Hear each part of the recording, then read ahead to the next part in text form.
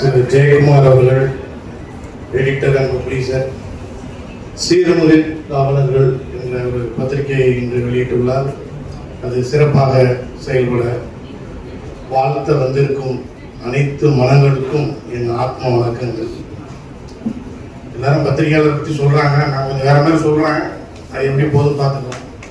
நம்ம ஸ்டைலே அந்த கதை தானே. அதனால ஒரு சாமி ஒருத்தர் இருக்கிறார். அந்த குருநாதர் என்ன பண்றாருன்னா, அடுத்த பிறவில நான் என்னவா பிறக்க போறேன் அப்படின்றத ஞான திசையில கண்டுகொள்றாரு. அப்போ அவர் ஒரு பன்றியா பிறக்கிற மாதிரி அவருக்கு நினைவு வருது.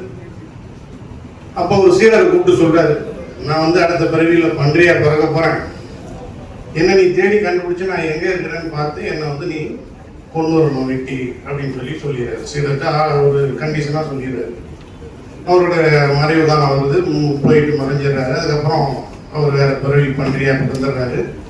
இந்த சீடர் தேடி பிடிச்சி என்ன பண்றாரு, அவர் எங்க இருக்காருன்னு தேடி போயிட்டு, சீடர் இப்ப குருநாதர் சொன்ன வாக நிறைவேற்றணும் இல்லையா, அதனால அவரை கொல்றதுக்காக கத்தி எடுத்துட்டு போறாரு.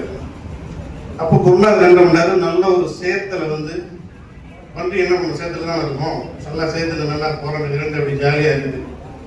சீடருக்கு போய் பாக்குறாரு, குருநாதர் கண்டுபிடிச்சிட்டாரு, உங்களை நான் வெட்டி கொல்ல வந்திருக்கிறேன், நீங்க தான் சொல்லிருக்கீங்க என்ன அப்படின்னு சொன்னோன்னே குருநாதர் சொல்றாரு, சீடரே நான் தான் சொன்னேன், ஆனா இப்ப எனக்கு அந்த மனநிலை இல்லை, இந்த சேத்துல பிறந்து உருள்றதே எனக்கு போதுமானதா இருந்து ரொம்ப சந்தோஷமா இருக்குது, அதனால என்னை கொல்ல வேண்டாம் போயிடு அப்படின்றாரு.